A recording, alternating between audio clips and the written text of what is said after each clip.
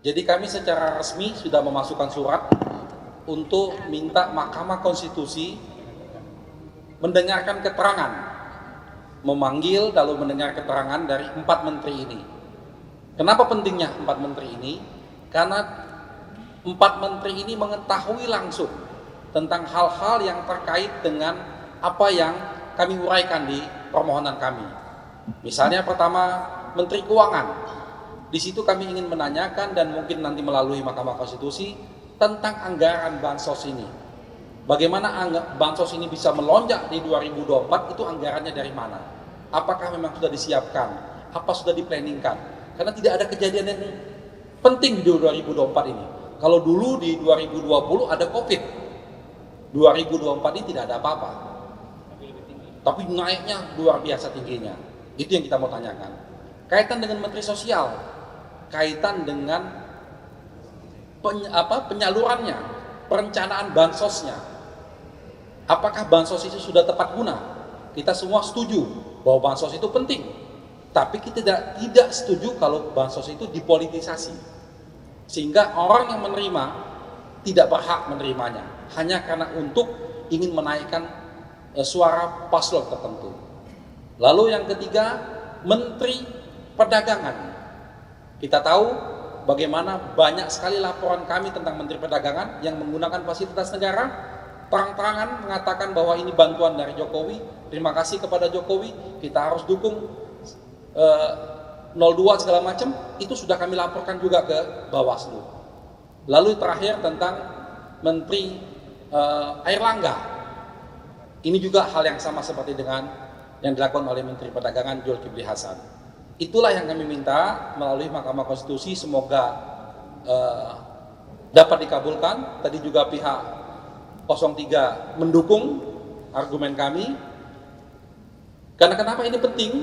Karena inilah nanti mengungkap semua tabir-tabir.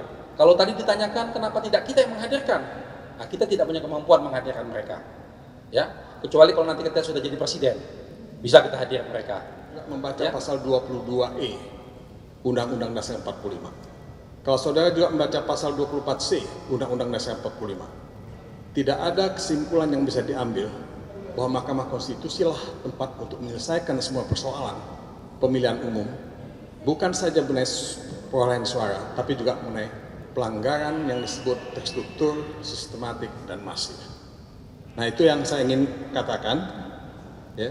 Jadi saudara-saudara, kita ini sebetulnya sudah mengenal di Mahkamah Konstitusi ini apa yang disebut dengan judicial activism.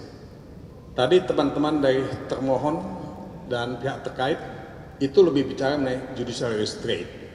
Kalau saudara tahu, MK ini kan didirikan tahun 2003 oleh Ibu Megawati. Kalau kita bicara mengenai uji material itu pada waktu itu hanya untuk undang-undang yang dilahirkan setelah tahun 2003.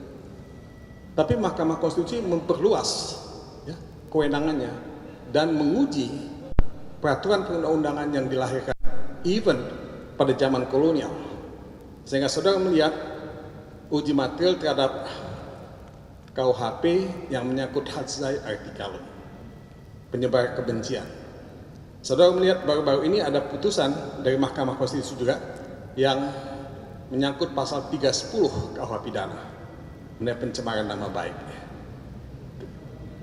Dan juga Undang-Undang Nomor 1 tahun 1946. Jadi salah kalau pihak paslon 02 mengatakan bahwa kewenangan MK itu sudah ditentukan baku dan tidak bisa dilewati. Itu pikiran yang statis, pikiran yang sangat tidak berkembang dan tidak dinamis. Nah, persoalan yang semakin kompleks dalam masalah bansos itu membutuhkan pembuktian yang kompleks juga, ya, membutuhkan banyak pihak. Kami tadi sudah mengusulkan bersama-sama dengan paslon 01 untuk menghadirkan Menteri Keuangan dan Menteri Sosial, ya, dan Menteri PMK dalam persidangan di Mahkamah Konstitusi. Kami menunggu jawaban dari pihak Mahkamah Konstitusi. Mudah-mudahan Mahkamah Konstitusi melihat urgensi dari kehadiran Menteri Keuangan, kehadiran Menteri Sosial yang kelihatannya tidak terlalu terlibat dalam penyaluran bansos, Dan kita juga ingin mengetahui dari Ibu Sri Mulyani, sebagai Menteri Keuangan, sejauh mana politik anggaran, sejauh mana kebijakan fiskal dalam soal bansos yang menyangkut 496,8 triliun itu disalurkan. Sejauh mana automatic adjustment yang 50 triliun itu juga disalurkan. Dan ini jumlah yang terbesar dalam penyaluran bansos yang pernah kita alami. Pada zaman SBY tahun 2014, ya, itu juga ada bansos. Kalau kita melihat di Thailand juga ada bansos, di Filipina juga ada bansos. Tapi jumlah bansos yang kita salurkan ini mungkin yang paling gede, paling besar, dan untuk itu perlu ada transparansi dan akuntabilitas. Jadi mudah-mudahan MK ya akan mengabulkan itu. Dan saudara-saudara, kalau itu yang menjadi objek dan tujuan kita, ini yang saya kira penting untuk diketahui bahwa kita semua mencari kebenaran konstitusional. Ya.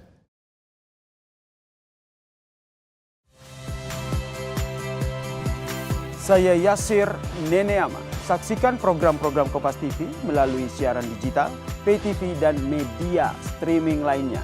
Kompas TV, independen, terpercaya.